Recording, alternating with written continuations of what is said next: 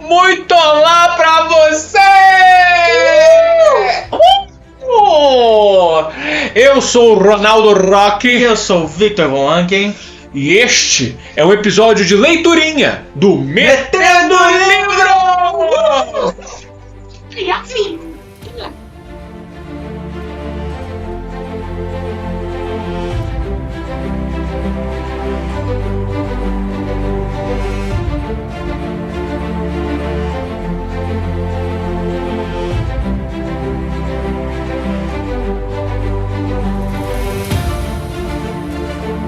E nesse episódio, nosso senhor Ronaldo vai ler da página 105 a 143. Falaremos aqui sobre Hades, principalmente, meu preferido, meu assunto preferido aqui.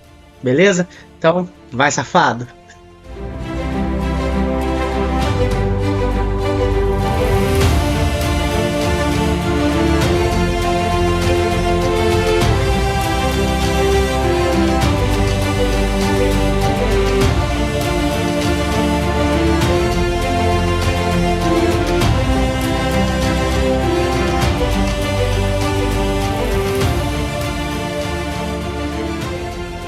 Hera fica meio doida. Vamos começar com a parte boa. Hera era uma gata. Tipo, de parar o trânsito. Ela tinha cabelo preto, comprido e brilhoso. Seu rosto era nobre e intocavelmente lindo, como o de uma modelo na passarela. Os gregos descreviam seus olhos como olhos de boi. Podem acreditar, era um elogio. Significava que ela tinha olhos grandes, suaves e castanhos, nos quais dava para se perder. Acho que os gregos passavam muito tempo olhando para os bois. Enfim, nos primórdios do Monte Olimpo, todos os deuses e titãs acabavam invariavelmente ficando loucos por Hera. O que nos leva à parte ruim. Hera tinha pouca paciência e personalidade difícil. Sempre que um homem se aproximava, ela o arrasava tão rápido, comentando os defeitos dele, insultando-o sem a menor compaixão, que o sujeito ia embora às lágrimas e nunca mais tentava conquistá-las. Mãe Réia decidiu que seria bom para Hera estudar em um colégio interno só para garotas, onde ela poderia amadurecer um pouco e aprender a ser menos ácida. Infelizmente, porém, ninguém tinha inventado o colégio interno ainda.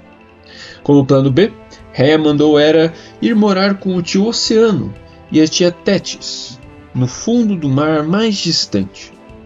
Por um tempo, Hera ficou incomunicada. Passou alguns anos felizes com Oceano e Tétis, que tinha um casamento bem sólido em comparação com os outros imortais, e decidiu que queria um casamento como aquele. Ela esperaria pelo homem certo. Não se casaria com o primeiro deus que lhe aparecesse, a não ser que ele provasse que seria um bom marido e fiel. Ela sabia dos problemas da irmã Deméter. Poseidon, Zeus e Hades eram uns idiotas. Héstia é que era esperta de decidir ficar solteira. Mas Hera não pretendia ficar solteira para sempre. Ela queria marido, filhos, casa própria, um pacote completo. Só teria que tomar cuidado com o marido que iria escolher. Depois de alguns anos, ela voltou para o Monte Olimpo e ganhou aposentos próprios no palácio. Seu temperamento estava mais controlado, mas os deuses ainda tinham dificuldade de flertar com ela. Se fossem muito ousados, ela os repelia sem nem pensar duas vezes. Beijar Hera? Nada disso, bobinho. A não ser que lhe oferecesse uma aliança de casamento e um extrato bancário provando que tinha condições de sustentar uma família. Depois de um tempo, a maioria dos deuses e titãs achou que Hera dava muito trabalho, apesar de ser a deusa mais bonita da criação. Bem, até o momento, pelo menos. Mas um deus em especial havia como um desafio. Zeus não gostava de ouvir um não como resposta. Vocês devem ter reparado nisso. Ele se sentava ao lado de Hera à mesa de jantar e ficava contando as melhores piadas de seu repertório. Cantava para ela junto à lareira, quando a avistava vindo pelo corredor, começava do nada a fazer a dança dos curetes só para arrancar um sorriso da moça. No fundo, Hera gostava de receber essa atenção de Zeus. Ele era divertido quando queria. Era bonito com seu cabelo escuro e seus olhos azuis, e gostava de andar sem camisa, contraindo os músculos casualmente e exibindo o abdômen. O cara estava em boa forma, não havia dúvida. E sim, era o rei do universo. Logo, a maioria das mulheres o consideraria um bom partido. Mas não era. Mas não era a deusa, né? Ela sabia, e também não era, né? Mas beleza, vamos lá. Mas ela sabia muito bem como Zeus era mulherengo. Ele já tinha sido casado pelo menos 2 vezes. Tinha uma filha com Deméter. Havia boatos de muitos outros casos com deusas, titânides e até mortais. Hera não seria mais uma conquista. Afinal, ela não era um troféu. Ela sabia que, se abrisse a guarda para Zeus, ele perderia o interesse imediatamente, deixaria de ser tão encantador e começaria a dar em cima de outras mulheres na mesma hora. Hera não conseguia suportar essa ideia. Uma noite, depois do jantar, ele contou uma piada especialmente engraçada. Alguma coisa sobre um burro, um deus, um ciclope entrando em um templo. E Hera não conseguiu sufocar a gargalhada. Ela ficou arfante e com lágrimas nos olhos. À mesa, os olhos dos dois se cruzaram, e ela o fitou demoradamente, até pigarrear e olhar para o outro lado. Mas Zeus já tinha vislumbrado seus sentimentos. "Você gosta de mim", disse ele. "Sei que gosta." "É claro que não", disse ela. "Você é bobo, mulherengo, desprezível e mentiroso." "Exatamente", disse Zeus. "São as minhas melhores qualidades." Ela se esforçou para não rir. Nunca tinha conhecido um homem tão imune a seus insultos. Zeus era quase tão teimoso quanto ela. "Quando você vai desistir?", perguntou ela. "Não estou interessada." "Eu nunca vou desistir. E você está interessada. Você e eu, rei e rainha do cosmos. Imagine, seríamos um casal imbatível. Obviamente, você é a deusa mais bela da criação, e eu, é claro, sou diabolicamente lindo." Ele contraiu os músculos. Era um exibido ridículo, mas Hera precisava admitir que era bonitão. Ela balançou a cabeça. "Como posso fazer você entender que está perdendo seu tempo?" "Não pode. Eu amo você." Ela riu com deboche. "Você ama qualquer coisa que use saia." "É diferente. Você é a deusa certa para mim. Sei disso. E você sabe também. É só dizer que me ama. Você consegue. E vai se sentir melhor se for sincera." "Nunca", disse ela. "Eu nunca vou dizer isso para você." "Nunquinha." "Ah, isso parece um desafio?" Zeus sorriu. "Se eu conseguir fazê-la admitir que me ama, você se casa comigo?" Hera revirou os olhos. "É claro, Zeus. Como isso nunca vai acontecer, posso dizer com segurança que, se algum dia admitisse, você sabe o que você disse. Então, claro, eu me casaria com você. E só faço essa promessa porque nunca vai acontecer." "Desafio aceito", disse Zeus, com uma piscadela. Ele se levantou da mesa de jantar e Hera começou a se questionar se tinha cometido um erro. Algumas noites depois, Hera já tinha quase esquecido a conversa. Estranhamente, Zeus não voltara a falar no assunto.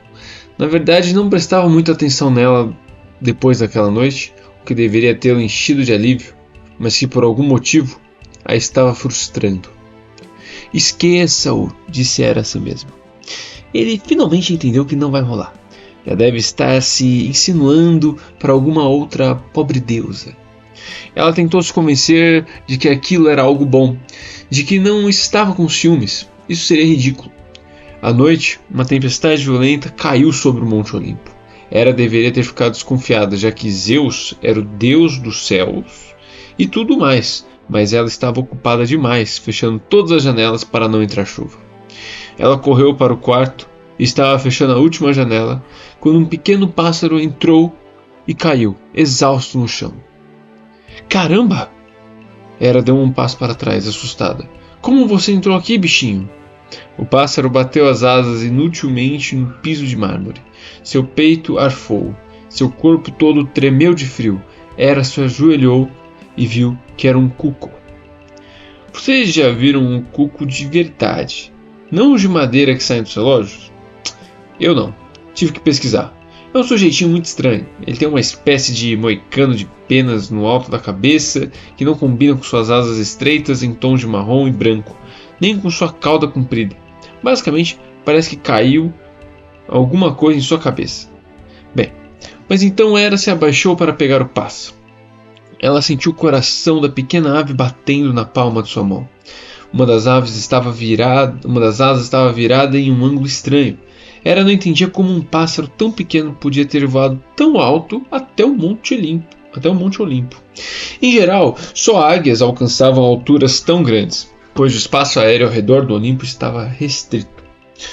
Por outro lado, Hera sabia que as tempestades provocavam ventos fortes. Era provavelmente que o pobre pássaro tivesse sido levado até ali pelo vento. É um milagre você estar vivo, disse Hera ao pássaro. Não se preocupe, rapazinho, vou cuidar de você. Ela fez um ninho de cobertores ao pé da cama e colocou o pássaro lá dentro, com cuidado. Depois secou as asas dele e lhe deu algumas gotas de néctar. Pareceu fazer efeito. O cuco inflou as penas, fechou os olhos e começou a fazer ruídos assobiados e roncados, como suaves notas de flauta. Hera achou o som agradável. Vou ficar com ele só esta noite, disse a si mesma, convencida de que era um macho. Se ele estiver melhor amanhã de manhã, vou soltá-lo e deixar que siga seu caminho. De manhã, o cuco não tentou sair voando. Ficou pousado alegremente no dedo de Hera, comendo pedacinhos de sementes e nozes da mão dela. Hera nunca havia tido um bicho de estimação. Ele a fazia sorrir. Você é um bom amigo, sabia? Murmurou ela para o pássaro. Piu! Respondeu o cuco. O coração de Hera se aqueceu quando ela olhou naqueles sinceros olhinhos alaranjados.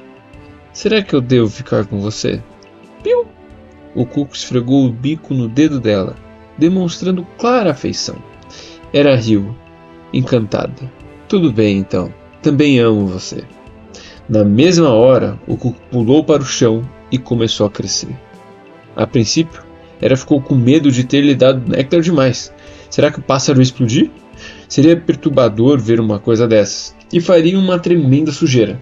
Mas o pássaro tomou a forma de um deus. De repente, ali estava Zeus, com sua túnica branca reluzente e sua coroa dourada brilhando em seu cabelo preto, que ainda estava com o penteado do cuco. Doces palavras, minha dama, disse Zeus. Também amo você. Ora, fizemos um acordo, não? Hera ficou tão perplexa que não conseguiu responder. A raiva tomou conta dela. Mas ela também sentiu uma admiração crescente pelo canalha incrivelmente trapaceiro que era Zeus. Ela não sabia se batia nele, se ria ou se apenas o beijava. Ele era incrivelmente encantador. Com uma condição, disse ela com firmeza. Diga.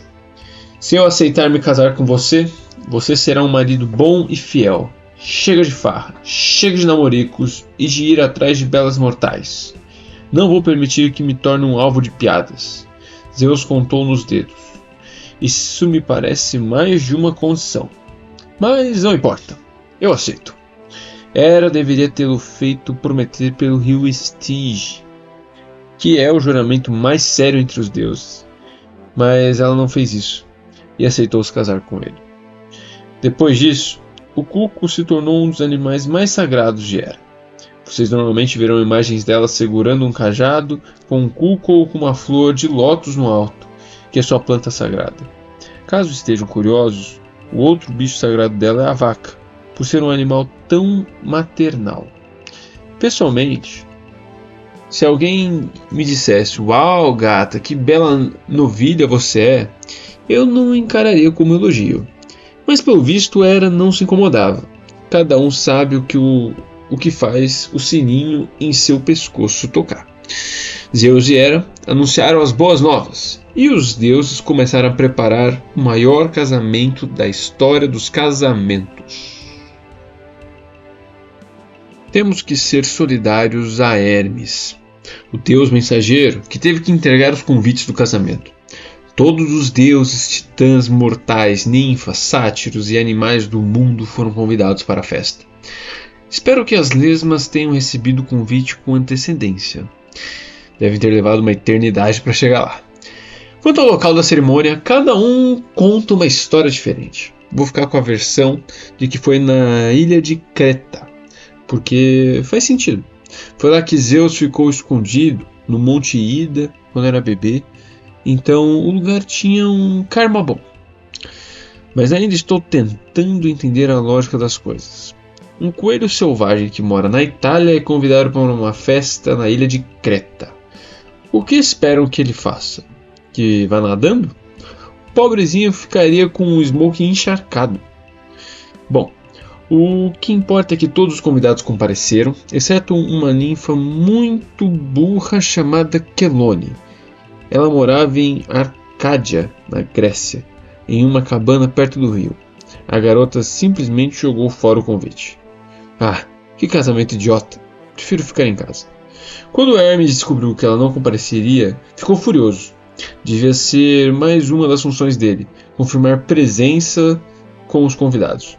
Hermes voou até a casa de Quelone e o encontrou tomando banho no rio. Qual é o problema? Perguntou ele.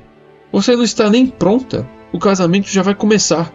Eu sou meio lenta, mas eu vou. É mesmo?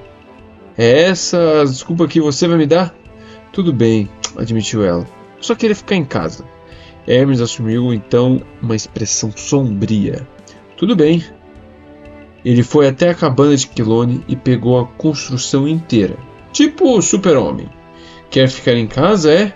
Pois que fique para sempre. Ele jogou a casa bem em cima dela, mas em vez de morrer, Quelone mudou de forma. A casa encolheu nas costas dela, virando um casco, e assim Quelone se tornou a primeira tartaruga do mundo, um animal que é sempre lento e carrega a casa nas costas. É por isso que Quelone significa tartaruga em grego. E nunca se sabe, né? Um dia vocês podem precisar dessas informações para completar uma palavra cruzada. O restante do mundo não foi bobo nem nada, compareceu à festa. Os noivos entraram no bosque sagrado em uma carruagem dourada guiada por Eos, o titã do amanhecer. Uma luz rosada se espalhou pela multidão à medida que Zeus e Hera se aproximavam, sinalizando o amanhecer de um novo dia. Quem realizou a cerimônia foram as 3 parcas. Eu teria ficado nervoso, já que aquelas senhoras assustadoras tinham a capacidade de controlar o futuro e cortar sua linha da vida. Os votos matrimoniais teriam que ser levados muito a sério. Zeus e Hera se tornaram marido e mulher, rei e rainha do universo. Todos eram presentes incríveis, mas o último foi o que mais agradou Hera. A terra tremeu e uma muda brotou do chão. Uma jovem macieira carregada de frutas de ouro maciço. Não vinha acompanhada de cartão, mas Hera sabia que era o presente da sua avó Gaia, que, mesmo em seu sono, devia ter sentido que uma festa estava acontecendo. Hera mandou que a macieira fosse levada para o canto mais ocidental da terra, onde foi replantada em um belo jardim bem aos pés do titã Atlas, que ainda segurava o céu. Ela mandou um dragão imortal, chamado Ladon, proteger a árvore, junto com algumas filhas de Atlas chamadas Hespérides, as ninfas do céu noturno. Não sei por que Hera plantou a macieira lá longe, em vez de ficar como presente no Monte Olimpo. Talvez ela só quisesse dificultar as coisas para os heróis quando eles tentassem roubar suas maçãs no futuro. Se foi isso, a estratégia deu certo. Quase perfeitamente. Zeus e Hera tiveram um casamento feliz por 300 anos, o que não é muito tempo para os deuses, mas é o melhor do que a média dos casamentos de Hollywood. Tiveram 3 filhos. Um menino, Ares, que foi o que podemos chamar de criança problema. Uma menina, Hebe, que se tornou a deusa da juventude eterna. E outra menina, Ilítia, que se tornou a deusa do parto. Meio burrice ter a deusa do parto por último, depois de 2 filhos. É quase como se Hera tivesse pensado: caramba, que negócio é esse de ter filhos? Como dói? Precisamos de uma deusa para isso. Depois que nasceu a terceira filha do casal, Zeus começou a ter a crise dos 400 anos. Ele se lembrou dos velhos tempos em que era solteiro e encurralava deuses em buracos de cobra e outras coisas divertidas. Começou a olhar para as outras mulheres e a jogar seu charme novamente. Ele tinha prometido ser um bom marido, e foi mesmo, por um tempo. Mas, quando se é imortal, a promessa de até que a morte os separe assume um significado totalmente diferente. Quanto mais ele se engraçava por outras mulheres, mais chateada e desconfiada Hera ficava. O que ela mais odiava eram os filhos que Zeus tinha com suas amantes. Os malditos brotavam como ervas daninhas. Zeus alegava que eram todos frutos de relacionamento anteriores. Desculpa esfarrapada, pois algumas das crianças eram mortais e definitivamente não pareciam ter mais de 300 anos. Cada vez que surgia um novo bastardo, ela imaginava todos os outros deuses rindo pelas costas dela, comentando entre si sobre como ela tinha sido boba de confiar em Zeus. Um dia, Hera finalmente explodiu. Você fica tendo filhos por aí? Acha que é engraçado? Acha que é legal você ter quebrado a sua promessa? Zeus franziu a testa. Essa pergunta é uma pegadinha? Vamos ver se você vai gostar, gritou Hera. Vou ter um filho que não vai ser seu nem de homem nenhum. Vou ter um bebê sozinha. Zeus coçou a cabeça. Bem, querida, acho que não é assim que funciona. Ha! E Hera saiu do salão, do trono batendo o pé. Não sei como ela fez. Após se casar com Zeus, Hera havia se tornado a deusa do casamento e da maternidade. Então imagino que tivesse certos poderes. De qualquer modo, por pura força de vontade, com alguns exercícios de respiração muito eficazes, quem sabe meditação oriental e uma alimentação equilibrada, ela engravidou por um passe de mágica, sem ajuda nenhuma. Essa foi a parte boa. A parte ruim, quando o bebê chegou, parecia que não tinha se dado muito bem com aquela ideia de produção independente. Ele tinha a cabeça deformada, o corpo todo coberto por chumaços de pelo preto encaracolado. Tinha o peito largo e braços grandes, mas suas pernas eram murchas e tortas, uma um pouco maior que a outra. Em vez de chorar, ele grunhiu como se estivesse desesperado para ir ao banheiro. Era a criança mais feia que Hera já tinha visto. Apesar de ser seu filho, ela não sentiu nenhuma conexão maternal, nenhum amor, só vergonha. Não me surpreende que o projeto de Hera tenha dado tão errado. Afinal, ter um filho por vingança é uma motivação bem deturpada, embora a criança não tivesse culpa disso. Hera disse a si mesma: não posso deixar que os outros deuses vejam este bebê. Vou ser ridicularizada. Então, ela foi até a janela do quarto e observou a lateral do Monte Olimpo. Era uma decisão e tanto. Uma descida em tanto. Ninguém nunca saberia se a criança desaparecesse, certo? Ela poderia alegar que não tinha engravidado. Alarme falso. Antes que pudesse reconsiderar essa ideia terrível, ela jogou o bebê pela janela. Eu sei. É muita frieza. Como se uma criança fosse um objeto que se pode jogar fora. Mas a perturbação de Hera chegava a esse nível. Um dia, ela era a mãe perfeita. No dia seguinte, jogava bebês pela janela. Mas ela não se viu livre da criança. Seu nome era Hefesto. E mais à frente, vamos ver o que aconteceu com ele. Por enquanto, Hera tinha outros problemas para resolver. A primeira vez que um herói mortal visitou o Monte Olimpo foi um grande acontecimento. Seu nome era Ixion. E aparentemente ele foi o primeiro humano a perceber que era possível matar outros humanos em batalha. Parabéns, você foi premiado. Os deuses ficaram tão impressionados por ele ter aprendido a lutar com os outros humanos com uma espada, em vez de apenas ficar jogando pedras e grunhindo, que o convidaram para um banquete no Monte Olimpo. Era de se imaginar que esse cara se comportaria da melhor maneira possível, mas não. O sujeito comeu e bebeu demais. Aqueles elogios todos lhe subiram a cabeça. Ele começou a achar que os deuses eram seus amigos, seus colegas, seus camaradas. Grande erro. Por melhor que os deuses tratem uma pessoa, eles nunca a veem como iguais. Lembrem-se de que, para eles, somos porquinhos da Índia, que têm fogo, baratas que sabem usar armas. Somos uma forma de entretenimento.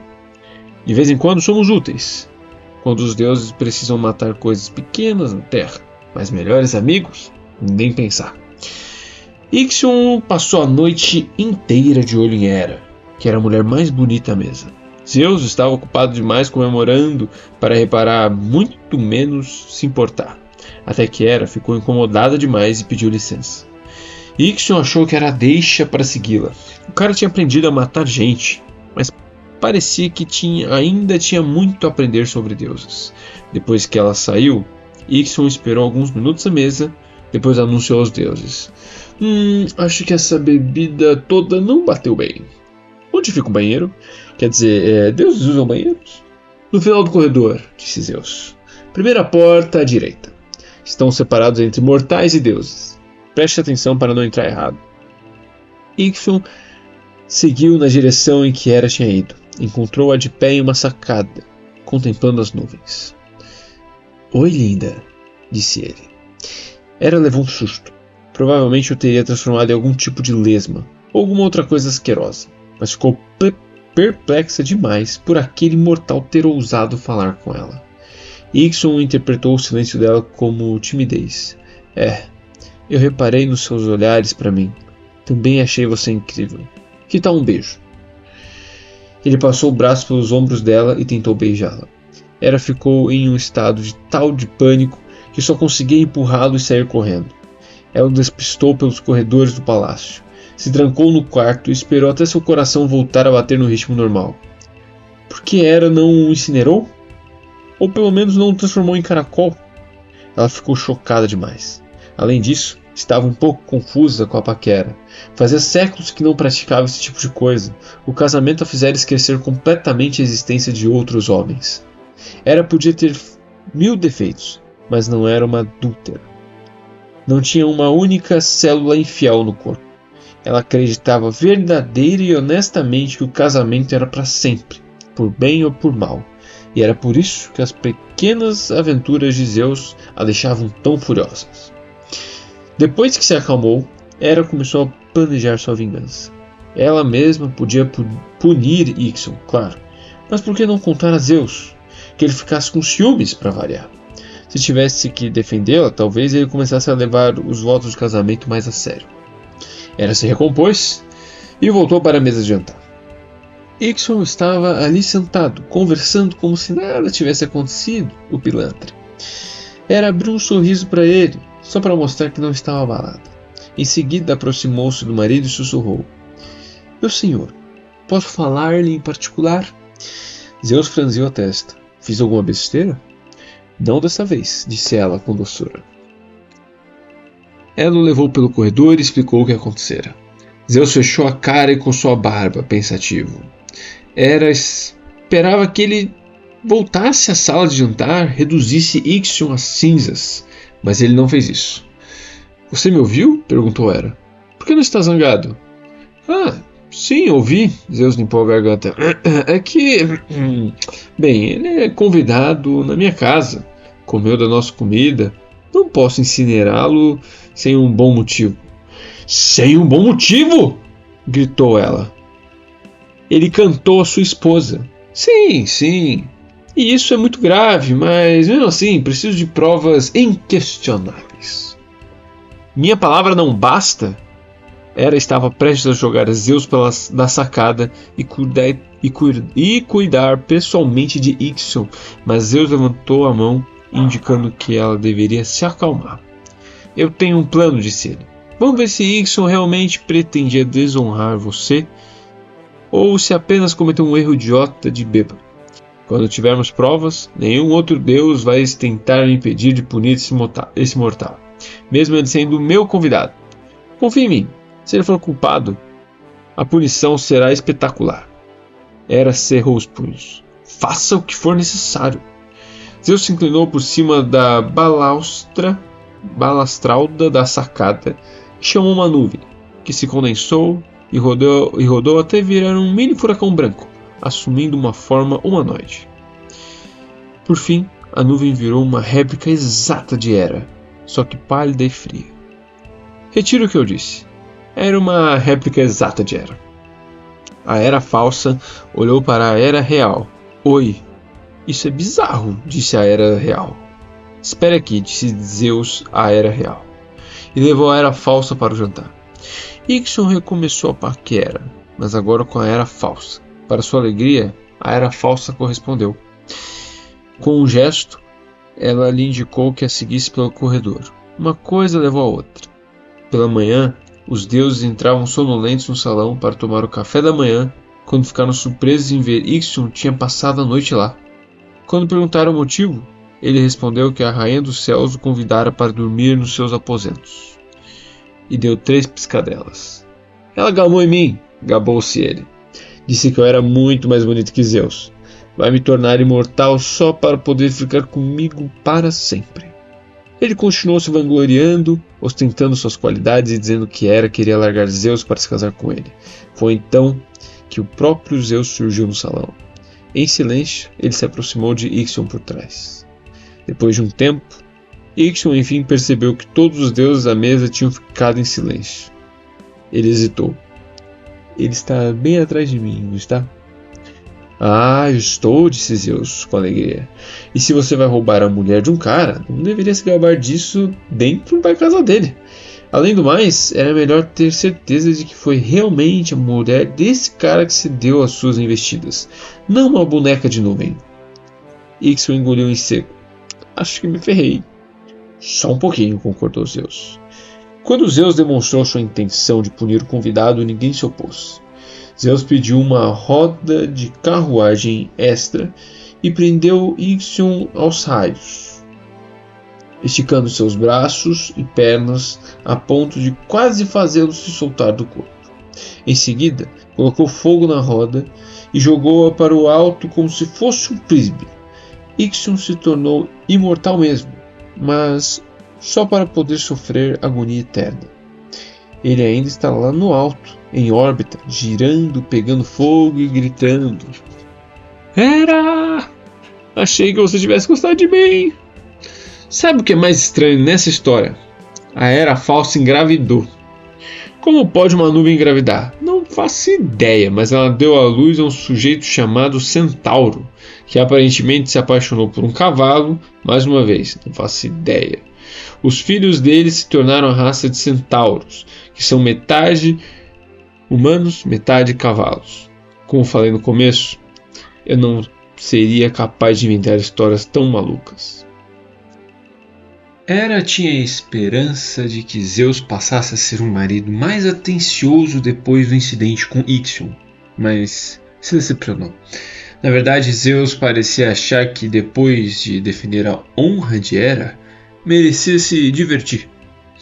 Se eu fosse contar para vocês todas as vezes que Hera se vingou das amantes de Zeus, ficaríamos aqui por um século. Virou tipo o emprego dela, que consumia a maior parte do seu tempo. Mas teve uma garota mortal que realmente a irritou. Foi Semele, princesa da cidade grega de Tebas.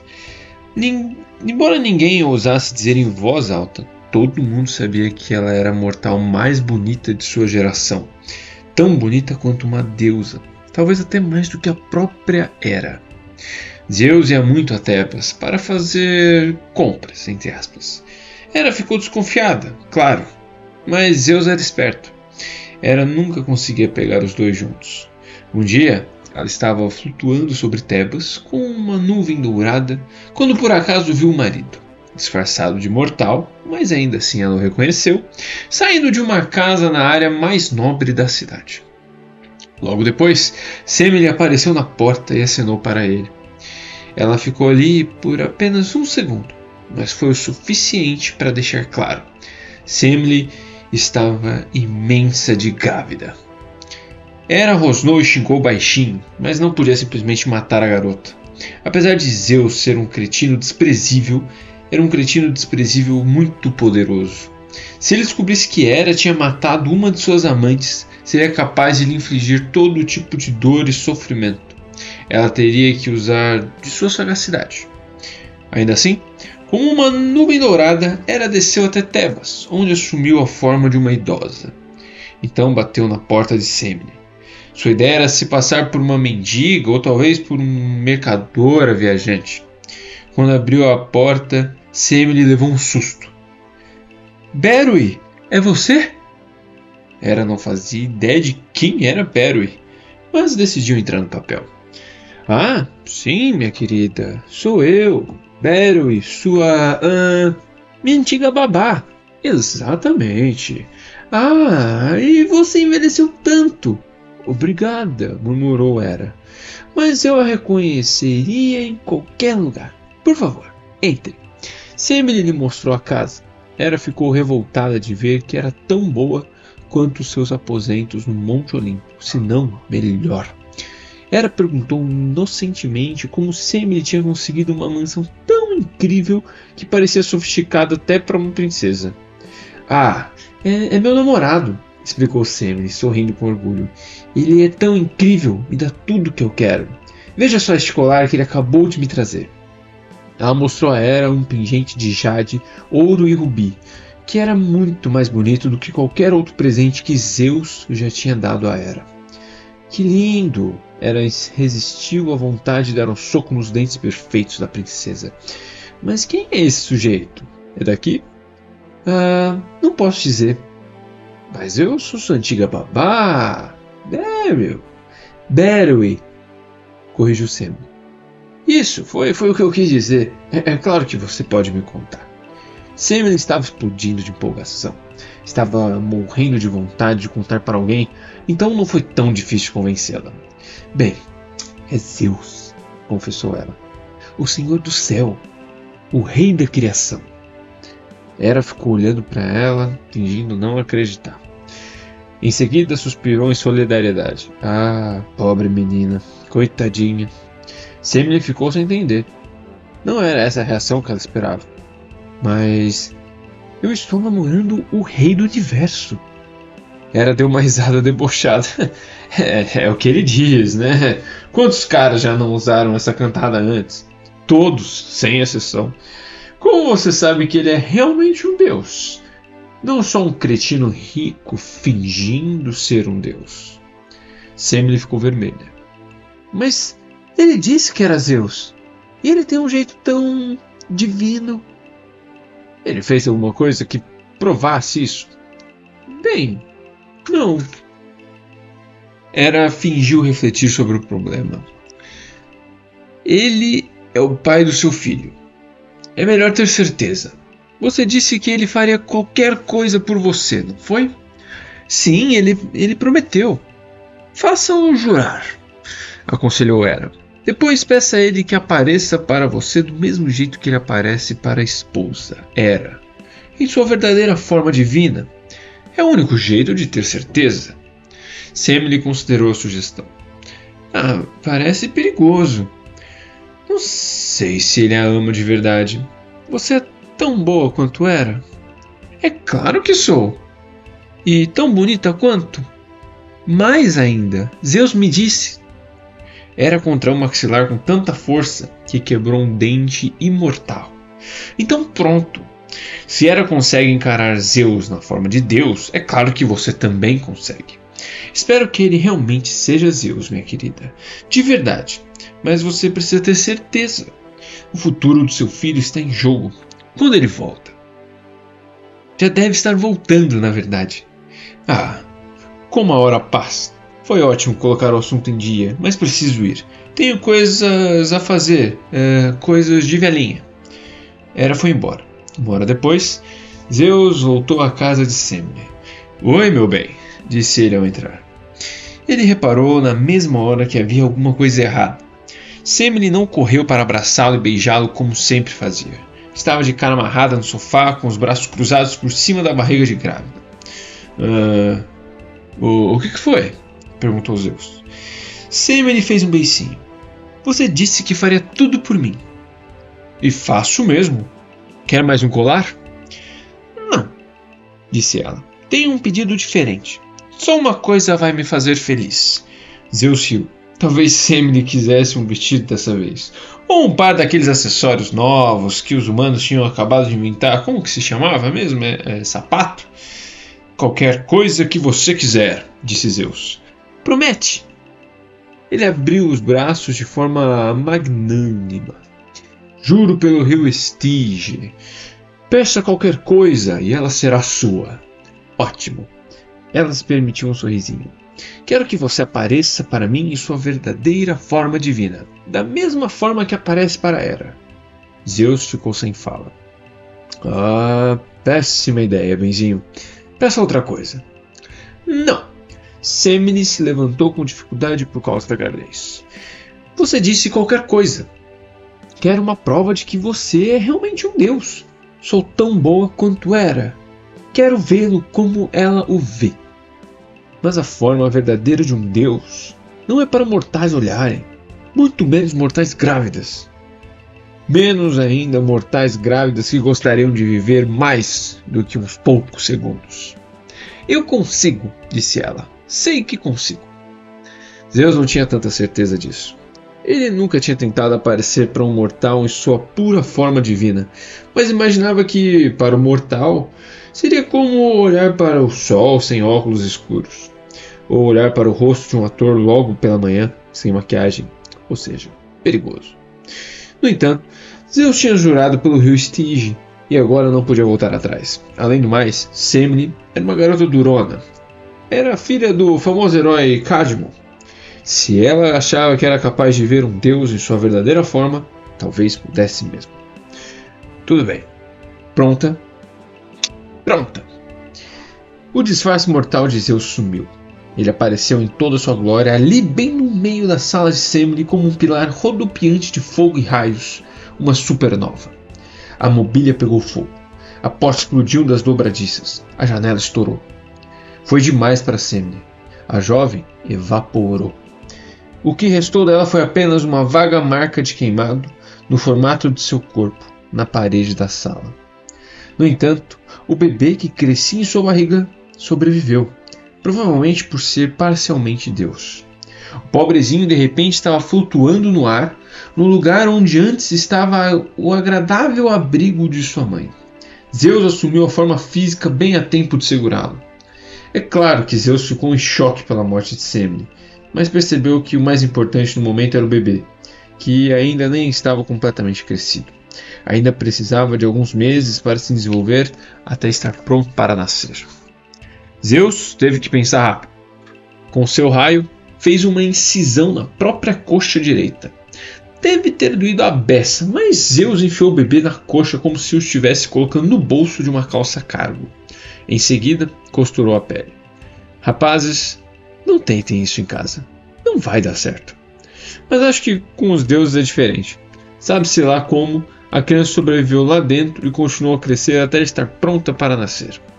Nenhum relato conta se por acaso os outros deuses disseram: Ei, Zeus, por que a sua coxa direita está tão grande, cara? Melhor ir ver o médico. Quando o bebê estava totalmente formado, Zeus o tirou de lá. Assim, nasceu o deus Dionísio. Vamos contar a história dele mais para frente. Essa parte do nascimento é o que tem de menos estranho na trajetória do sujeito. Portanto, Hera conseguiu sua vingança contra Semele, e eu até que gostaria de dizer que foi a pior coisa que ela já fez. Infelizmente, isso foi só um ensaio. Outra amante de Zeus foi uma moça chamada Égina. Ela devia ter ouvido a história de Semele, porque não estava nem um pouco ansiosa para ter uma amizade colorida com Zeus, apesar de ele dar em cima da garota insistentemente enchê-la de presentes. Até que Zeus enfim a convenceu a voar com ele para uma ilha secreta. Ninguém nunca vai saber, prometeu ele. E quanto a Hera? Perguntou Égina. Muito menos ela. Zeus virou uma águia gigante e levou-a para a ilha que hoje em dia tem o nome dessa moça, Régina. Ele quase conseguiu manter segredo. Hera só descobriu o caso anos depois, quando Régina já tinha morrido. Quando ela soube, o filho que Zeus tivera com a moça já era o rei daquela ilha. Não sei como Hera descobriu, mas quando isso aconteceu, ela ficou furiosa por não poder punir Régina. Como ela ousa morrer para eu não poder matá-la? Rosnou Hera. Bem, vou ter que descontar minha raiva no filho dela. O tal filho era o rei Éaco. Acho que ele precisa de mais algumas vogais no nome. Por acaso, Éaco estava prestes a entrar em guerra. Estava reunindo os exércitos da ilha para defender seu reino. Hera atraiu uma enorme cobra venenosa e a colocou na nascente do único rio da ilha. O veneno da serpente contaminou todo o fornecimento de água, de forma que em pouco tempo a maior parte da população da ilha tinha morrido. Muito justo, não acho? Zeus dorme como um mortal, aí Hera vai lá, encontra o filho da mulher e mata todo mundo do reino dele. Não, nem um pouco psicótico. Como vocês podem imaginar, Éaco entrou em pânico. Ele foi até o jardim do palácio, de onde podia ver o céu. Caiu de joelhos e clamou a Zeus. Ei, pai, estou prestes a sofrer uma invasão aqui. Minha sua esposa matou praticamente todos os homens do meu exército e a maioria dos civis. A voz de Zeus soou como um estrondo no céu. Caramba, como posso ajudar? Éaco pensou no assunto. Ele olhou para os canteiros de flores e viu formigas marchando, milhares de bichinhos incansáveis e organizados como um exército. Sabe o que seria legal? Disse Éaco. Se você pudesse transformar estas formigas em um exército para mim. Pronto, trovejou Zeus. Imediatamente toda a colônia de formigas cresceu e se transformou em homens, milhares de guerreiros fortes com reluzentes armaduras em vermelho e preto, todos já treinados para marchar em fila e lutar com perfeita disciplina. Eles não temiam inimigo algum. Eram incrivelmente fortes e bravos. Foram chamados de Mirmidões e se tornaram a unidade de elite de guerra mais famosa da Grécia. Mais tarde, eles teriam um comandante famoso chamado Aquiles. Vocês já devem ter ouvido falar dele, ou pelo menos do seu calcanhar. Só uma coisa sobre Hera, e esta eu realmente não entendo. Ela conseguia passar rapidamente de inimiga a amiga de alguém e vice-versa. Veja Poseidon, por exemplo. Poseidon. No começo, os dois não se davam. Na verdade, estava de olho no mesmo reino grego, chamado Argos. Sabem, era uma coisa importante naquela época ser o patrono de uma cidade ou de outra. Por exemplo, seria uma grande honra se você pudesse alegar ser o deus de Nova York. Se você pudesse ser o deus de Scranton, da Pensilvânia, nem tanto. A não ser que você tenha assistido The Office, né? Que ia ser bem legal, enfim. Tudo bem, me desculpe, pessoal de Scranton, mas vocês entenderam. Acho que Argos era um lugar legal, porque tanto Hera quanto Poseidon queriam ser o patrono de lá. O rei decidiu escolher Hera. Provavelmente não queria que a população inteira morresse por veneno de cobra. Hera ficou feliz da vida. Poseidon não. Ele inundou o reino todo e quando Hera reclamou, Poseidon disse: tudo bem, eu retiro a água. Vou tirar a água todinha. Hera reclamou de novo. Os dois estavam prestes a sair no tapa em proporções épicas quando Poseidon cedeu e deixou parte da água voltar. Ainda hoje, porém, Argos é um lugar muito seco. Muitos dos seus rios não têm água, a não ser que chova. Hera se tornou a patrona de Argos, o que depois ajudou um sujeito chamado Jasão, que liderou um grupo de heróis chamados Argonautas. Mas essa é outra história. O que interessa aqui é que Hera mudou de uma hora para outra. Poseidon e ela se sentaram para conversar e concluíram que Zeus estava perdendo o controle como líder. E assim, os dois planejaram a primeira rebelião olimpiana. Mas vamos tratar desse assunto quando falarmos de Poseidon. Agora temos que visitar o mundo inferior e ver como vão as coisas com o nosso querido Deus da Morte e stalker de jovens donzelas, Hades. Hades dá uma ajeitada na casa. Tenho pena do sujeito. É sério. Hades podia ser assustador, mas não há dúvida de que se deu mal na partilha do universo. E, embora fosse o mais velho entre os irmãos, era sempre considerado o mais novo, pois os filhos de Rhea passaram a ser vistos segundo a ordem que foram vomitados por Cronos. Como se isso já não fosse o bastante, Hades foi quem ficou com o mundo inferior, a parte que ninguém queria, quando os deuses irmãos jogaram os dados para decidir quem ficava com qual parte do mundo. É claro que Hades sempre foi um cara meio sombrio, então vocês podem alegar que ele estava destinado a ficar lá embaixo. Só vivia deprimido ou só usava preto. Seu cabelo cobria os olhos, como o daqueles garotos emos que vemos em mangás japoneses. Quando se tornou senhor do mundo inferior, sua pele perdeu totalmente a cor, porque ele estava deixando o mundo mortal para trás. Mesmo se os outros deuses quisessem manter contato com ele, e não queriam, o mundo inferior tinha um péssimo serviço de telefonia e nenhuma rede de Wi-Fi. Quando estava lá embaixo, Hades não fazia ideia do que estava acontecendo no mundo da superfície. Só recebia notícias pelos espíritos de quem tinha acabado de morrer, que lhe contavam as últimas fofocas. Na verdade, nos tempos da Grécia Antiga, sempre que o nome de Hades era invocado, a pessoa tinha que dar um soquinho no chão, porque era uma única forma de chamar a atenção dele. Meio como quem diz: "Ei, estou falando com você." Por que alguém iria querer chamar a atenção de Hades? Não sei. Depois de um tempo, o mundo inferior passaria a se chamar Hades, em homenagem ao deus Hades, o que acabou confundindo as coisas. Mas o mundo inferior já existia muito antes do deus, com o nome original de Erebo. Quando Hades assumiu o lugar, encontrou-o em péssimo estado. Vamos começar pelo encanamento. 5 rios diferentes corriam até o mundo inferior, mas nenhum deles parecia muito adequado para tomar banho ou escovar os dentes. O menos perigoso era Cócito, o Rio das Lamentações, que parecia bem calmo. Suas águas azuis escuras seguiam pacificamente pelas planícies de Erebo.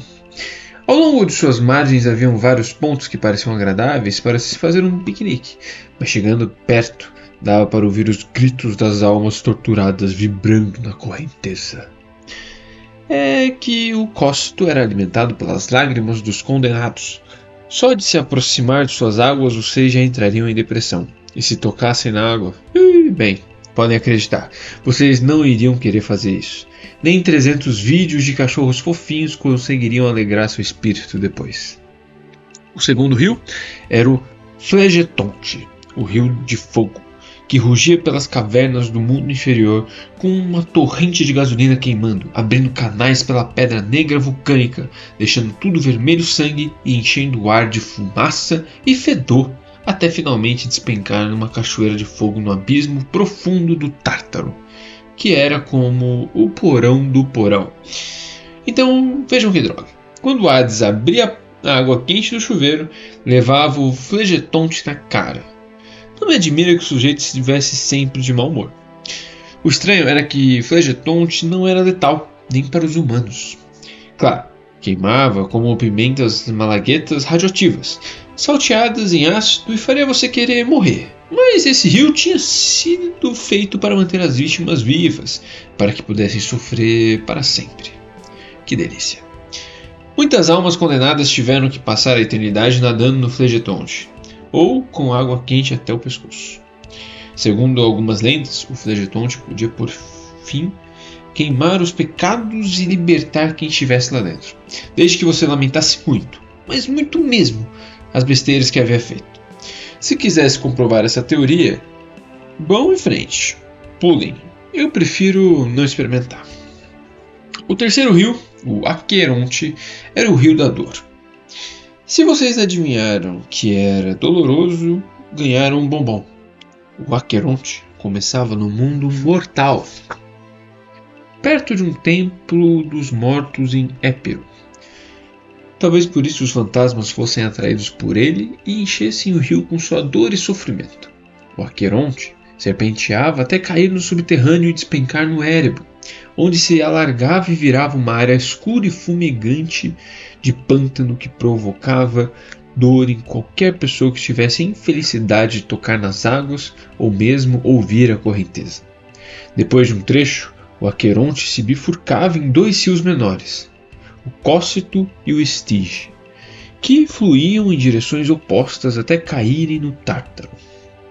O quarto rio era, para mim, o mais desagradável, o Lete, o rio do esquecimento.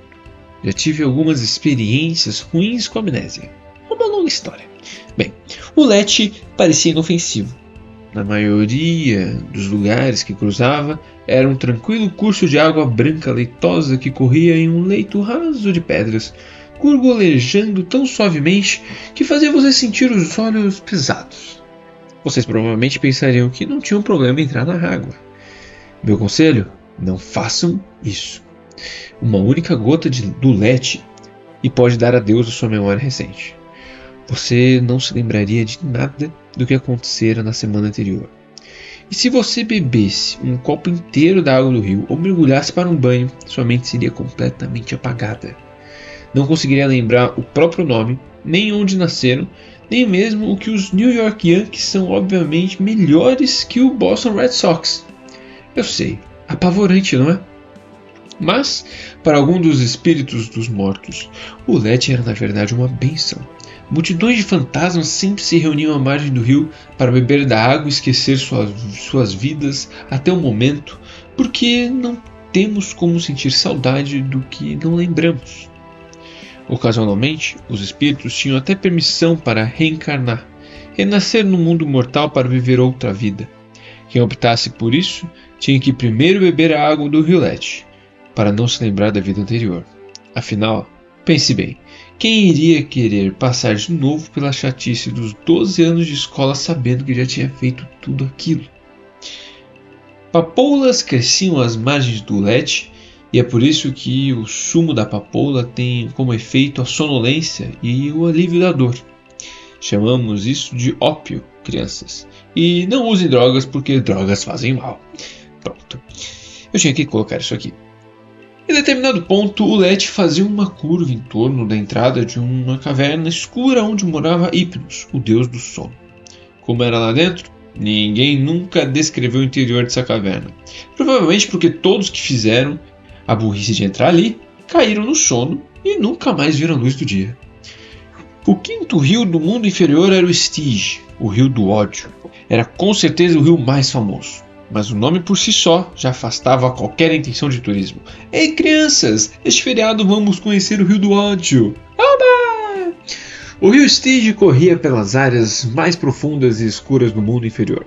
Algumas lendas diziam que tinham sido criado pela titânide da água, Tethys, e que era alimentado pelas fontes salgadas do fundo do oceano.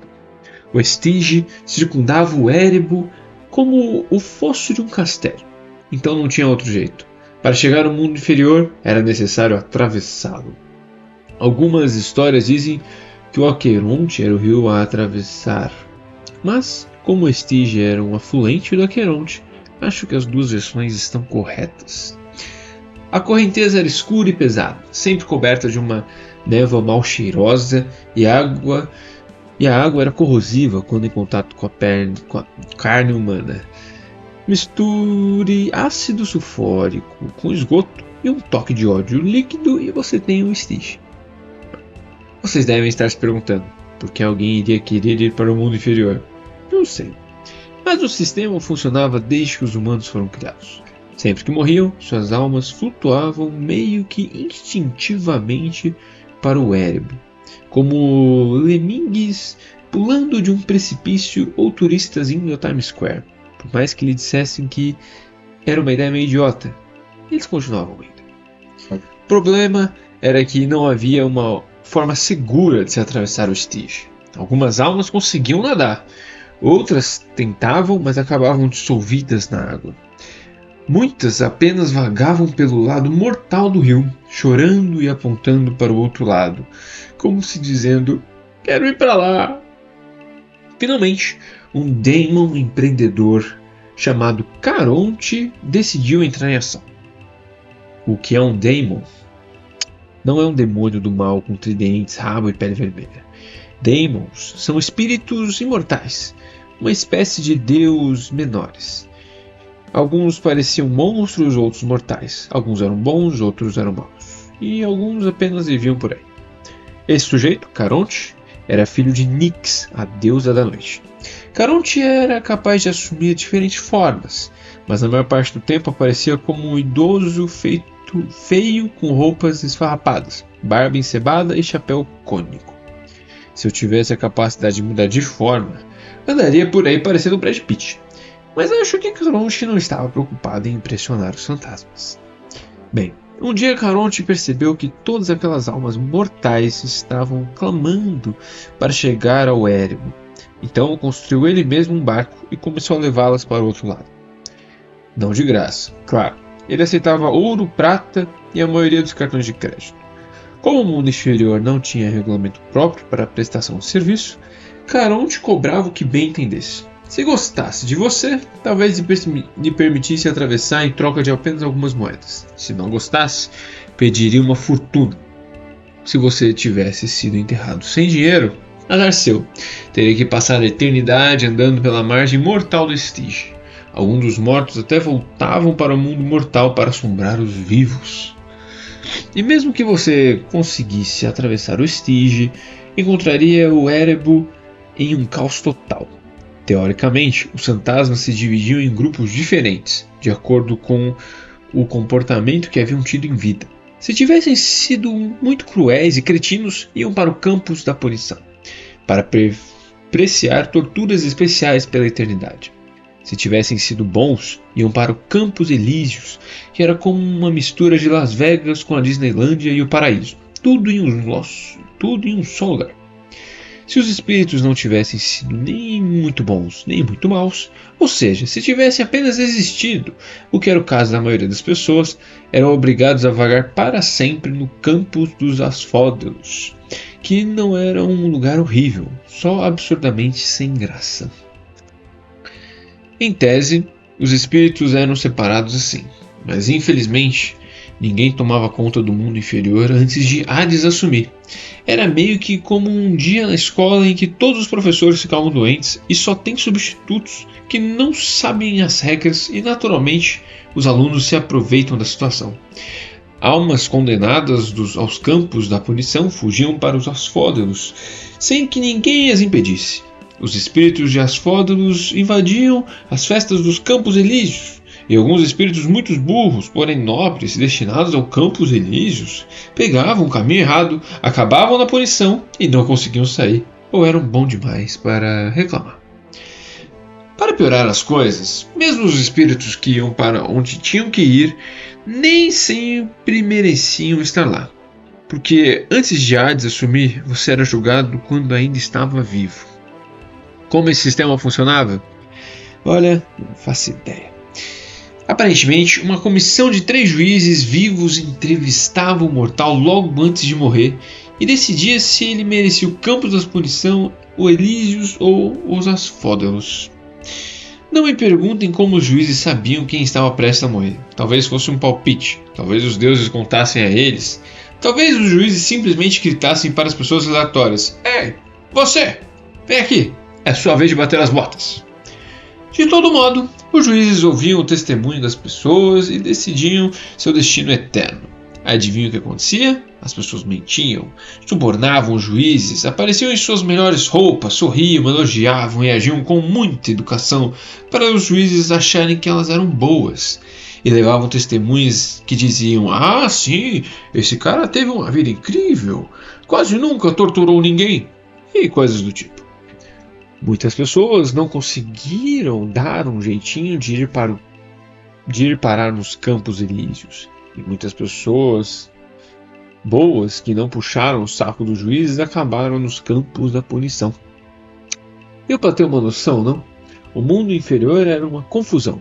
Quando Hades assumiu o controle, ele olhou ao redor e disse: "Xê, isso não vai dar certo." Então ele foi ao Olimpo e explicou a situação para Zeus. Ter que obter a aprovação de Zeus para o que planejava fazer irritava Hades, mas ele sabia que precisaria da aprovação do manda-chuva para qualquer grande mudança na vida eterna, principalmente porque essa mudança envolvia os humanos. Os deuses consideravam os humanos propriedade compartilhada. Zeus escutou e franziu a testa, pensativo. O que você propõe, então? Bem, disse Hades, poderíamos manter a comissão de 3 juízes, mas... E se a plateia também votasse, sugeriu Zeus. No final de cada temporada, o mortal vencedor poderia ser coroado ídolo do Elísios. Não. Na verdade, eu pensei que os juízes poderiam ser os espíritos, e não pessoas vivas. E cada alma mortal só seria julgada quando entrasse no mundo inferior. Então, não seria uma competição? Que pena. Hades tentou manter a calma. Sabe, se os juízes são espíritos sob meu controle, será impossível influenciá-los.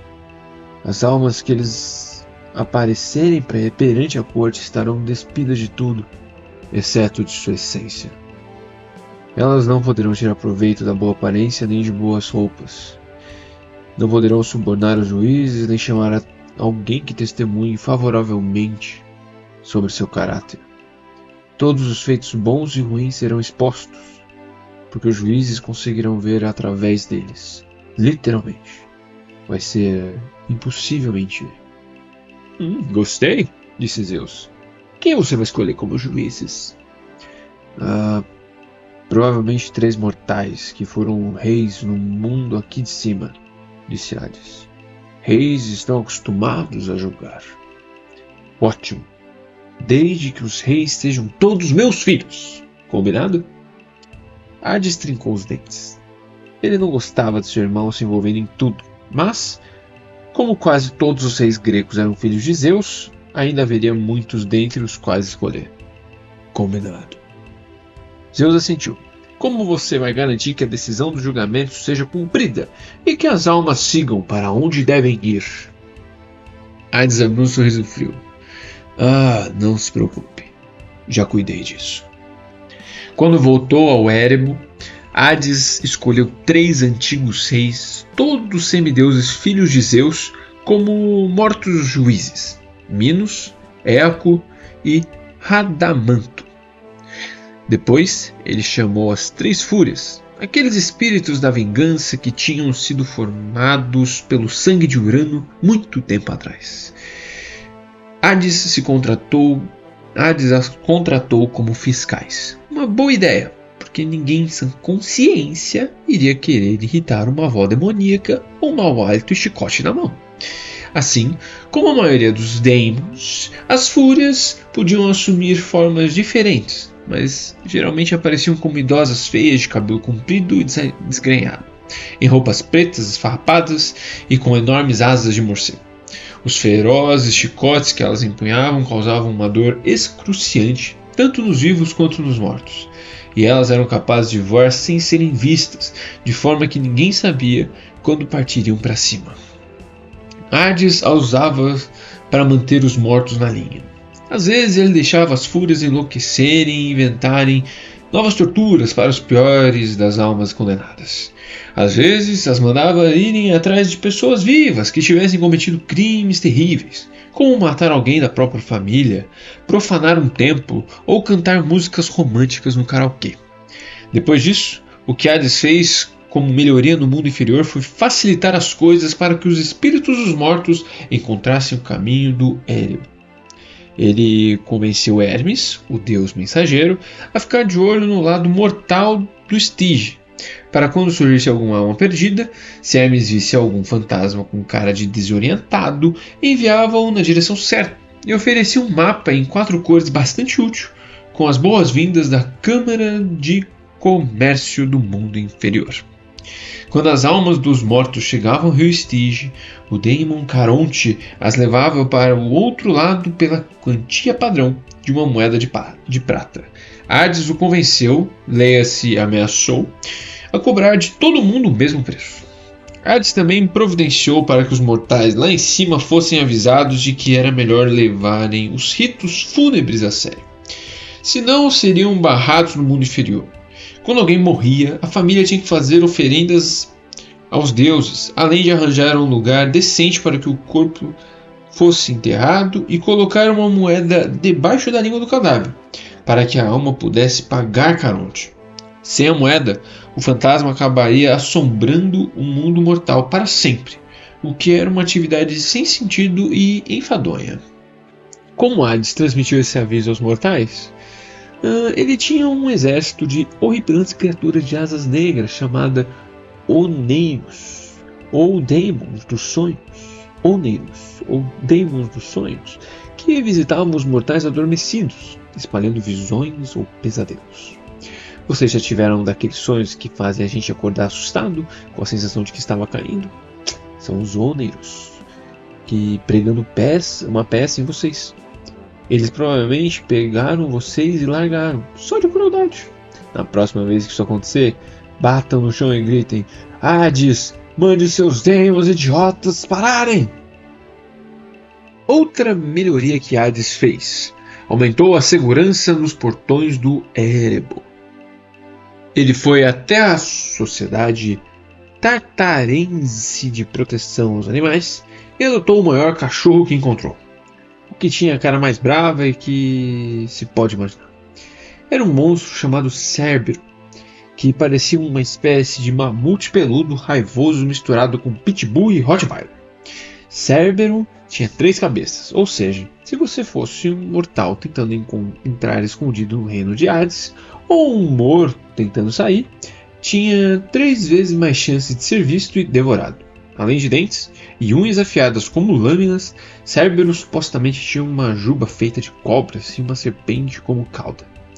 Não posso garantir isso. Só vi Cérbero uma vez. Estava escuro e eu estava concentrado em não chorar e não olhar as calças. Enfim, quando os espíritos desencarnados cruzavam os portões, eram separados pelos 3 juízes finados e levados para os lugares apropriados. Como já expliquei, a maioria das pessoas nunca havia feito muita coisa na vida, nem boa nem ruim, então quase todas acabavam nos campos dos Diafódelos. Lá, elas existiam como sombras etéreas que só podiam tremer como morcegos e flutuar de um lado para o outro sem destino, tentando lembrar quem eram em vida e o que faziam. Quase como professores no primeiro tempo de aula, quando ainda não tomaram café suficiente. Se você tivesse sido bom em vida, ia para os Campos Elíseos, que era basicamente o melhor que se podia conseguir no sombrio mundo inferior. Você tinha mansão própria, comida, bebida de graça e serviço 5 estrelas para tudo que precisasse. Podia ficar conversando e passeando com as pessoas boas e passar a eternidade relaxando, ficando tranquilo. Se ficasse entediado dos Elíseos, podia escolher beber do rio Lete e renascer em uma nova vida mortal. Algumas almas eram tão boas que conseguiam viver 3 vidas virtuosas seguidas. Se fosse esse o seu caso, você podia se aposentar na Ilha dos Abençoados, que eram ilhas particulares parecidas com o Caribe e um lago no meio dos Elíseos. Pouquíssimas pessoas tinham tanta sorte ou eram tão virtuosas. Era meio como ganhar na loteria das pessoas boas. Se tivesse levado uma vida de maldades, recebia um tratamento cruel especial. Banhar-se em óleo fervente para sempre, ter a pele arrancada, ser caçado por demônios famintos em um campo coberto de cacos de vidro ou deslizar em uma lâmina enorme até cair em uma piscina de suco de limão. Sabe como é? O de sempre. A maioria das punições não era muito criativa, mas era para aqueles que conseguiam realmente irritar Hades. Eles sempre davam um jeito de bolar novas e interessantes formas de torturas para uma alma... Não, errei tudo, gente, desculpa. Eles sempre davam um jeito de bolar novas e interessantes formas de torturar sua alma imortal. Alguns exemplos? Tântalo. Que cara doidão. Era um rei grego, filho de Zeus, de surpresa, que foi convidado para comer ambrósia e tomar néctar no Monte Olimpo, com os deuses. Grande honra, certo? Mas o olho de Tântalo cresceu. Uau! Disse ele depois do jantar, batendo na barriga. Quanta coisa boa! Posso levar um pouco para os meus amigos lá da cidade? Santo eu! Exclamou Zeus. É claro que não! Essa ambrósia e esse néctar são alimentos raros e mágicos. Você não pode sair daqui dando para qualquer um. Ah! Tântalo forçou um sorriso. É claro, eu entendo. Bem, na próxima vez, o jantar é lá em casa, hein? Tântalo deveria ter esquecido isso. Deveria ter se lembrado do que acontecera a Prometeu quando ele tentara pegar algo dos deuses para compartilhar com os mortais. Mas Tântalo ficou com raiva. Sentiu-se ofendido. Os deuses não confiavam nele. Não queriam que ele se tornasse famoso como o mortal que levou a ambrósia para a terra. Quanto mais ele pensava no assunto, com mais raiva ficava. Então Tântalo convidou os deuses para um banquete no palácio dele, mas para se vingar, decidiu que serviria a refeição mais ofensiva que se conseguisse pensar. Só não sabia o que. Ele estava na cozinha, olhando para as panelas vazias, quando seu filho Pélops entrou. O que tem para o jantar, papai? Perguntou Pélops. Tântalo não gostava do filho. Não sei porquê. Talvez soubesse que o garoto viria a tomar seu reino um dia. Grandes reis viviam paranoicos com esse tipo de coisa. Como resposta, Tântalo abriu um sorriso cruel e pegou uma faca de carne. Boa pergunta. Naquela noite, quando os deuses se reuniram no palácio de Tântalo para jantar, a comida servida foi um delicioso ensopado. Que carne é essa? Perguntou Deméter, dando a primeira colherada. Tem gosto de frango. Tântalo queria esperar até que todos os deuses tivessem comido, mas não conseguiu conter as risadinhas maníacas. É só uma receita da família. Zeus franziu a testa e repousou a colher na mesa. Tântalo, o que você fez? Hera afastou o prato. E onde está seu filho Pélops? Na verdade, disse Tântalo, é ele o ensopado. Surpresa, seus idiotas. Sinceramente, não sei o que ele esperava. Será que achou que os deuses iriam rir e lhe dar tapinha nas costas? Tanto, sempre tão brincalhão. Essa foi boa. Os olimpianos ficaram horrorizados. Afinal, eles ainda sofriam de estresse pós-traumático por terem sido engolidos pelo pai, Cronos. Zeus puxou seu raio, explodiu Tântalo em cinzas e entregou sua alma a Hades, dizendo: crie uma punição especial para esse aí. Alguma coisa envolvendo comida, por favor. Hades obedeceu alegremente. Ele afundou Tântalo até a cintura em uma piscina de água fresca, com os pés presos no fundo do rio, como se em cimento. Por cima da cabeça de Tântalo havia os galhos de uma árvore mágica que dava todo tipo de fruta cheirosa e deliciosa. A punição de Tântalo foi ficar ali para sempre. Bem, pensou Tântalo, até que isso não é tão ruim. Mas aí ele ficou com fome, e quando tentou pegar uma maçã, não alcançou os galhos. Tentou uma manga, não deu.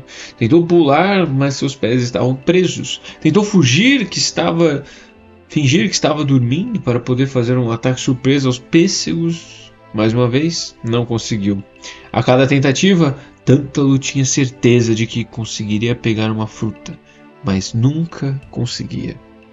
Quando ele ficou com sede, uniu as mãos em concha e pegou um pouco de água, mas quando levou à boca, a água tinha magicamente evaporado. Suas mãos estavam completamente secas. Ele se abaixou um pouco, na esperança de beber diretamente do lago, mas a superfície toda a água se afastou dele. Por mais que tentasse, ele não conseguia pegar uma única gota. E assim ele foi ficando cada vez mais com fome e sede, apesar de haver comida e bebida tão perto. Uma proximidade tantalizante, palavra que deriva do seu nome. Na próxima vez que quiser muito pegar alguma coisa que por pouco não esteja ao seu alcance, saiba que você está tantalizado. Qual é a moral da história? Talvez não pique seu filho e dê para os convidados comerem. Parece meio óbvio, mas sei lá, né? Outro sujeito que ganhou uma punição especial foi Sísifo. Embora não tenha feito um ensopado dos próprios filhos, Sísifo tinha o sério problema de não querer morrer. Sei como é. Todos os dias ao acordar eu penso, sabe o que seria bom hoje? Não morrer. Mas Sísifo foi longe demais com isso. Um dia, a morte apareceu na casa dele. E quando eu digo a morte, estou me referindo a Thanatos, o deus da morte, o ceifador, que era um dos principais tenentes de Hades. Quando Sísifo abriu a porta, encontrou, flutuando ali na sua frente, um cara enorme com asas de penas pretas. Boa tarde. Thanatos consultou seu bloquinho. Tenho uma encomenda para Sísifo. Uma morte dolorosa. Preciso que assinem o recibo de entrega. Sísifo, é você? Sísifo tentou esconder o pânico. Sim, sou eu. Entre. Vou só pegar uma caneta. Quando Thanatos se curvou para passar pela porta baixa, Sísifo pegou o objeto pesado mais próximo, um pilão de pedra que ele usava para moer farinha, e bateu na cabeça do deus da morte. Thanatos desmaiou. Sísifo o amarrou, o amordaçou e o enfiou embaixo da cama. Quando a senhora Sísifo chegou em casa, perguntou: por que tem uma asa preta gigante saindo debaixo da cama? Sísifo explicou o que havia acontecido. A mulher não ficou feliz. Isso vai dar problema para nós dois, disse ela. Você deveria simplesmente ter morrido. Também amo você, murmurou Sísifo. Vai ficar tudo bem. Você vai ver. Não ficou tudo bem. Sem Thanatos executando seu trabalho, as pessoas pararam de morrer. No começo, ninguém reclamou. Se você tinha que morrer, mas não morria, por que reclamaria? Mas então aconteceu uma grande batalha entre duas cidades gregas e Ares, o deus da guerra, ficou desconfiado. Ele pairou sobre o campo de batalha como sempre fazia, pronto para um empolgante dia de carnificina. Quando os dois exércitos bateram de frente, nenhum soldado caiu. Eles ficaram se atacando, deixando uns aos outros em pedacinhos. As coisas ficaram feias, com muito sangue e sujeira, mas ninguém morreu. Cadê a morte? Gritou Ares. Isso não tem graça sem a morte. Ele saiu voando do campo de batalha e foi perguntando mundo afora. Com licença, você viu a morte? Um cara enorme com asas pretas, que gosta de levar almas. Finalmente, alguém mencionou ter visto um cara que se encaixava dessa descrição indo na direção da casa do velho Sísifo. Ares arrombou a porta de Sísifo, empurrou o coroa para sair de seu caminho e viu as asas esquerdas de Thanatos saindo debaixo da cama. Ares puxou o rei da morte, tirou a poeira de cima dele e cortou as cordas que o prendiam. Então os dois deuses olharam com raiva para o dono da casa. Sísifo recuou para um canto. Olha pessoal, eu posso explicar. Bum! Ares e Thanatos o fizeram evaporar como um raio duplo de ira divina. Quando sua alma chegou ao mundo inferior, Sísifo, sei lá como, conseguiu uma audiência com o próprio Hades. Sísifo fez uma reverência em frente ao trono. Senhor Hades, sei que cometi um erro. Estou pronto para enfrentar minha punição. Mas minha esposa, ela não fez os ritos fúnebres apropriados. Como posso apreciar a danação eterna sabendo que minha esposa não honrou os deuses com sacrifícios conforme o Senhor ordenou? Por favor, permita que eu volte ao mundo por tempo suficiente para dar uma bronca na minha mulher. Volto imediatamente. Hades franziu a testa. É claro que ficou desconfiado, mas tinha a impressão de que os espíritos não eram capazes de mentir. E ele estava enganado. Além disso, a história de Sísifo o encheu de ira. Hades odiava quando as pessoas não levavam os ritos fúnebres a sério. E os sacrifícios dos deuses eram ainda mais importantes. Tudo bem. Vá dar uma bronca na sua esposa, mas não demore. Quando voltar, terei uma punição especial pronta para você. Mal posso esperar, exclamou Sísifo.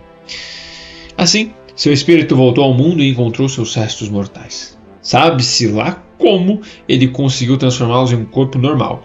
Imaginem só a surpresa da esposa de Sísifo quando ele surgiu na porta de casa, vivinho da Silva. Querida, cheguei! Depois de que a mulher despertou do desmaio, Sísifo lhe contou como tinha sido esperto e conseguido escapar de novo da morte. A esposa não achou nada divertido. Você não pode enganar Hades para sempre, avisou ela. Está pedindo para ter problemas. Eu já fui condenado aos campos da punição, retrucou Sísifo. O que mais tem a perder? Além disso, Hades é um cara ocupado, vê milhares de almas todos os dias. Nem vai perceber que eu fui embora. Durante anos, o plano de Sísifo realmente deu certo. Ele foi discreto. Passava a maior parte do tempo em casa e quando precisava sair, usava uma barba falsa como disfarce. Hades era o ocupado, então esqueceu Sísifo completamente. Até que um dia, Tântalo por acaso perguntou: Ei, o que você fez com aquele imbecil que me enfiou debaixo da cama? Hades franziu a testa. Ops! Dessa vez, Hades mandou o deus mensageiro Hermes ir atrás de Sísifo. Hermes usava um elmo, tornando-o menos vulnerável a levar um golpe na cabeça. Ele arrastou Sísifo de volta para o mundo inferior e jogou-os aos pés do trono de Hades. Hades abriu um sorriso frio. Mentindo para mim. Sério?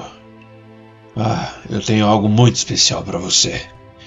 Hades levou Sísifo para o meio do campos da punição, para uma colina árida de 150 metros de altura e aclive de 45 graus.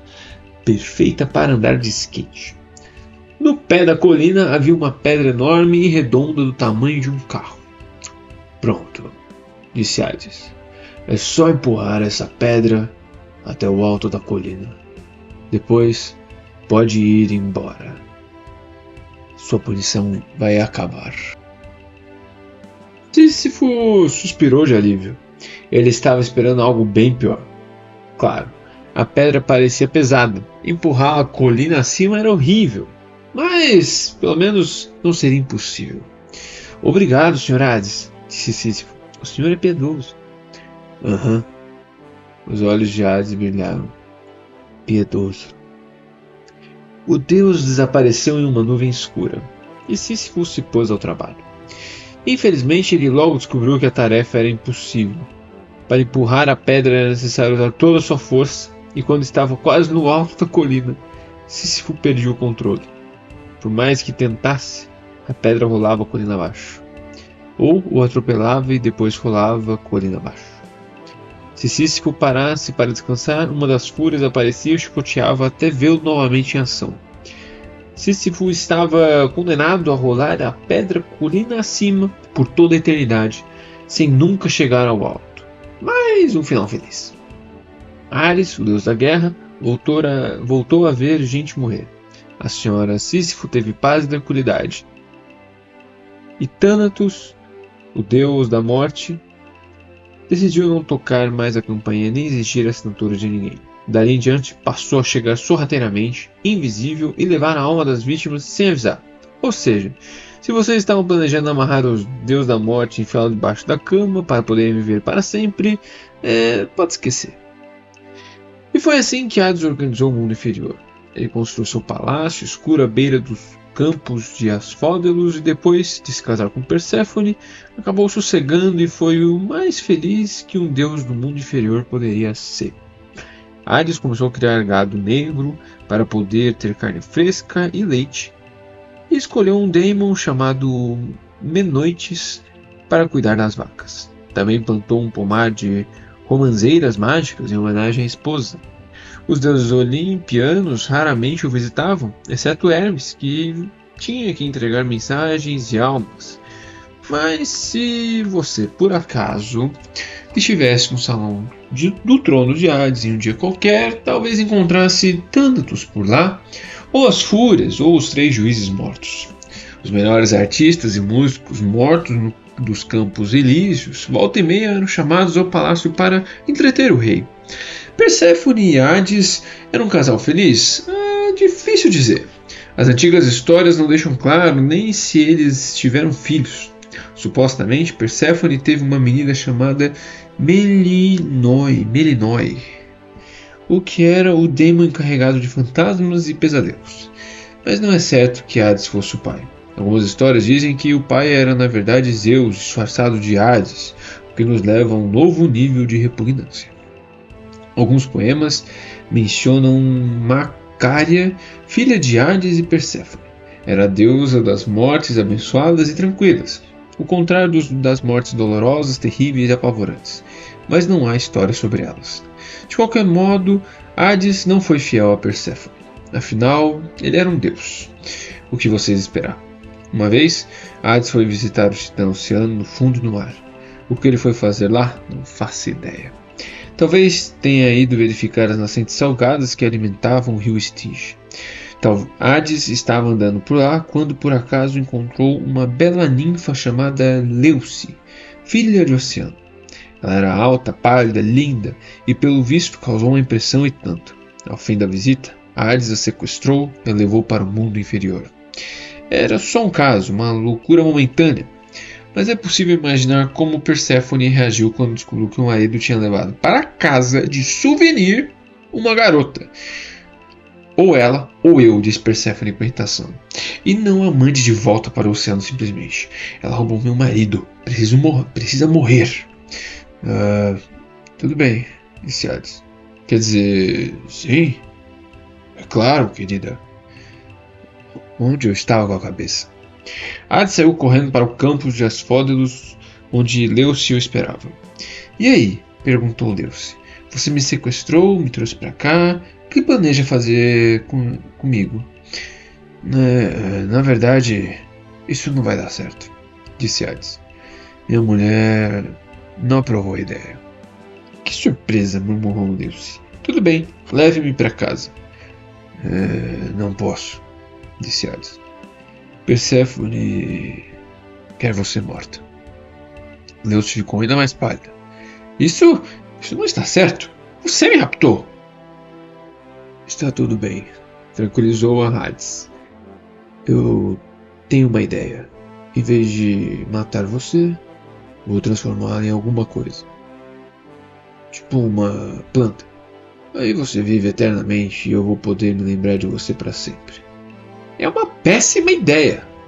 Talvez uma árvore, considerou Hades. Não! Uma árvore alta, pálida e branca, decidiu Hades. Uma árvore tão bonita quanto você. E assim, Leuce se tornou o primeiro chopo branco do mundo. Hades abraçou o tronco. Que bom que você entende. Sempre vou me lembrar de você. O chopo branco se multiplicou rapidamente até os campos de Asfódelos estarem cobertos deles.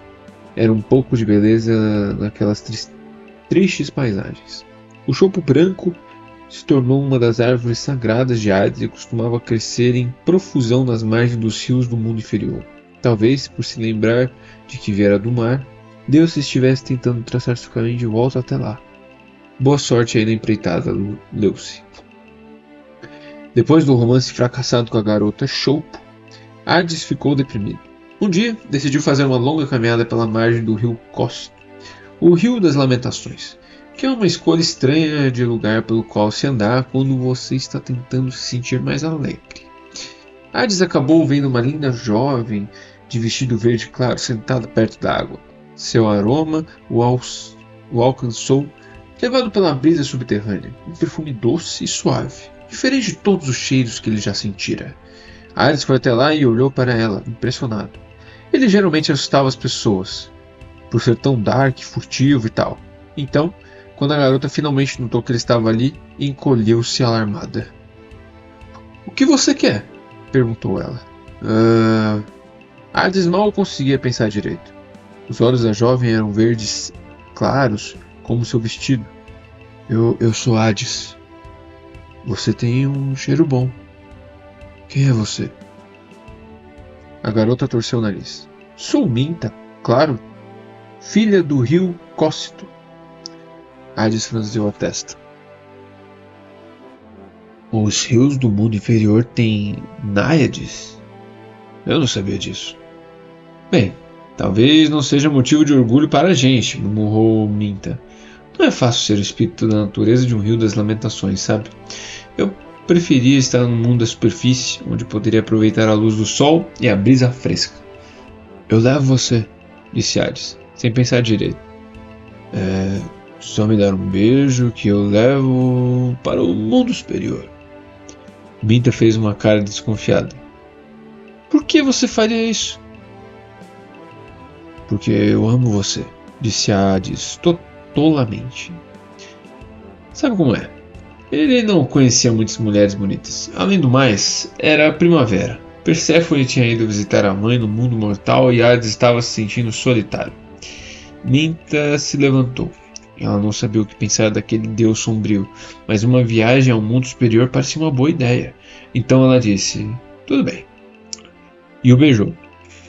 Hades passou os braços em torno do corpo dela e juntos eles se dissolveram nas sombras. Os dois foram aparecer na subida de uma colina perto da cidade grega de Pylos. Minta suspirou ao ver o céu azul, o sol e as colinas verdes que se estendiam infinitamente pelos horizontes. Ela sorriu e abraçou Hades, e por uns 20 segundos eles ficaram ali na maior paixão. A fragrância de Minta era deliciosa. Até que alguma coisa mudou. Hades ficou tenso. Talvez o ar fresco tivesse clareado seus pensamentos. O que eu estou fazendo? Disse ele, e a empurrou para o lado. É primavera. Minha mulher deve estar por aqui, fazendo as plantas crescerem, e não sei mais o que. Ela vai nos encontrar. E daí? Perguntou Minta. Você disse que me amava. Hades engoliu em seco. Os olhos verdes de Minta eram lindos. Ela era bonita e tinha um cheiro bom, mas Hades agora percebia que o amor deles não tinha futuro. Ele se lembrou da expressão assassina nos olhos de Perséfone quando soubera de Leuce. Tenho que voltar para o Érebo, disse Hades. Divirta-se no mundo superior. Você não vai voltar. Você vai voltar? Não vai? Perguntou Minta. Hades se acovardou e se dissolveu nas sombras. Minta deveria tê-lo perdoado. Ela tinha conseguido ir para o mundo mortal. Poderia ter encontrado um novo rio ao qual dedicar sua força vital. Poderia ter vivido para sempre nas belas florestas e colinas da Grécia. Mas não. Por que facilitar se podemos complicar? Levaram fora na colina e deixou-a furiosa. Ela se deu conta de que tivera o deus Hades comendo na sua mão, sem precisar se esforçar. Ela devia mesmo ser bonita, e tinha mesmo um cheiro bom. Ela merecia ser rainha. Hades me ama! Gritou ela ao vento. Ele vai voltar, me buscar e me tornar rainha do mundo inferior. Sou mais bonita, até do que Perséfone, e mais maravilhosa, e tenho um cheiro melhor, e a colina estremeceu. Gramas e flores giraram em um redemoinho gigantesco de pétalas. A deusa Perséfone apareceu como um colosso de 15 metros de altura. Nessa hora, Minta percebeu que tinha cometido um erro. Você? Mais bonita do que eu? Explodiu Perséfone. Ah, claro! Mas tudo bem, cheiro bom você tem mesmo. Talvez tenha alguma utilidade para as plantas. Então, Perséfone levantou seu gigantesco pé, calçado em sua sandália grega, e esmagou Minta. Quando esfregou o pé na lateral da colina, pequenas plantinhas verdes surgiram. As folhas exalavam um cheiro maravilhoso quando eram esmagadas. Perséfone decidiu chamá-las de Menta, e a colina perto de Pylos, onde elas cresceram pela primeira vez, ainda hoje se chama Monte Menta. Portanto, da próxima vez que escovarem os dentes e ficarem com hálito refrescante, podem agradecer a Perséfone, embora seja meio nojento esfregar na boca uma pasta feita de ninfa esmagada. Depois disso, Hades não teve muitos casos. Ficava mais no palácio cuidando da vida. Mas os heróis mortais nem sempre o deixavam em paz. Viviam aparecendo por lá para exigir coisas. Um queria seu cachorro, Cérbero, outro queria que Hades devolvesse sua amada à vida. Outro herói até tentou sequestrar Perséfone. Posso até contar essas histórias em outro momento, mas esse mundo inferior está me deixando com claustrofobia. Muito sombrio. Preciso de um pouco de ar fresco do mar. Vamos até o Mediterrâneo. E eu apresento a vocês meu pai, o primeiro e único Poseidon. Então é isso, galera.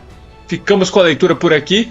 E se você ainda não segue a gente nas redes sociais, Só Instagram. seu Instagram e o Spotify, segue lá e compartilha. Manda pra alguém, pra qualquer pessoa. Ou no Manda seu- pra todo mundo, pra gente. todo mundo. Manda nós, tá bom? É É nóis. isso aí, o arroba Metendo Livro. Manda aí, galera. Até a Valeu. próxima.